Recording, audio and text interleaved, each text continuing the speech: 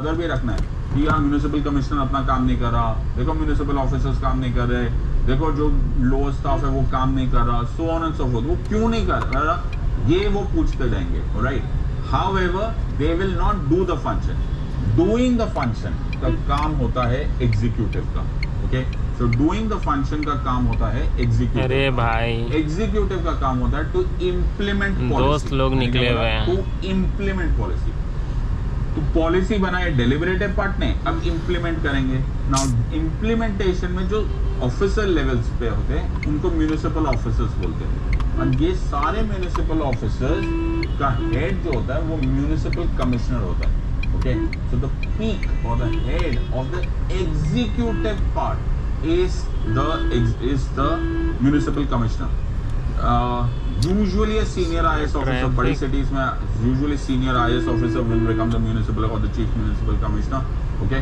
जिनका काम deliberative नहीं है, my friends, I hope you are understanding, उनका काम होता है executive। अब यहाँ होने वाली है गड़बड़, अगर तुम थोड़ा सा दिमाग लगा लो, हो क्या सकता है, please understand that the municipal commissioners are IAS officers. I'm just giving an example. And there is a problem that can arise because municipal commissioner is appointed by the union government, right? और हो सकता है क्या गंदा कर रखा है एकदम। जब तुम लोगों ने इलेक्शन में वोटिंग किया तो तुमने किसी और पार्टी का इलेक्टर्स को वोट कर दिया। अरे क्या कर रहा है भाई, एकदम रुकने का नाम ही नहीं ले रहा। एग्जीक्यूटिव पार्ट और डेलिबरेटिव पार्ट, पूरा एग्जीक्यूटिव जो काम कर रहे हैं एंड द डेलिबरेटिव पार्ट जो कि पॉलिसी बना रहे हैं, उनके बीच में कोहेरेंस ना रहे। ये बहुत डेंजरस सिनेरियो हो सकता है और ये होता भी है multiple number of times. This is a very major obstacle.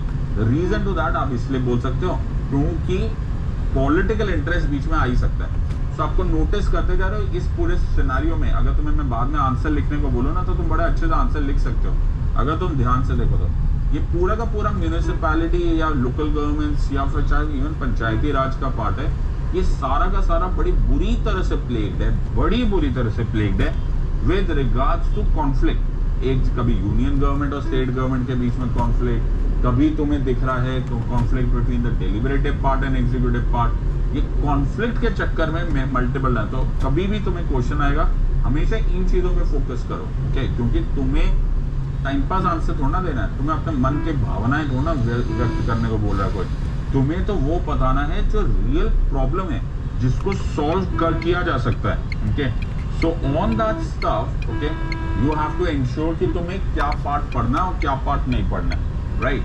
Now understand. अब मैं जब इसको पढ़ता हूँ तो मेरे जो फंक्शंस है वो फिर दो पार्ट्स में डिवाइड हो जाते हैं। एक को बोलते हैं ऑब्लिगेटरी पार्ट्स एंड एक को बोलते हैं डिस्क्रिशनरी पार्ट्स। तो मैं अगर बहुत सेफ चलना चाहता हूँ भाई, मैं सेफ चलने के चक्कर में थोड़ा रिस्क नहीं ले पाता। कौन से पार्ट्स है?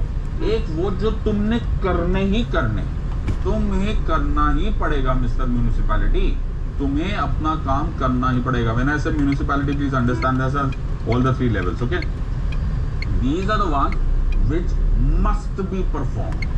डिस्क्रिशनरी पार्ट वो होते हैं which may be performed. Sir ये क्या मर्जी हुई, मे बी परफॉर्म्ड या must be performed? Must be perform मतलब मैं तुमसे ये नहीं पूछने वाला। चलो गाइस, देन मिलते हैं, bye bye. Okay, how much money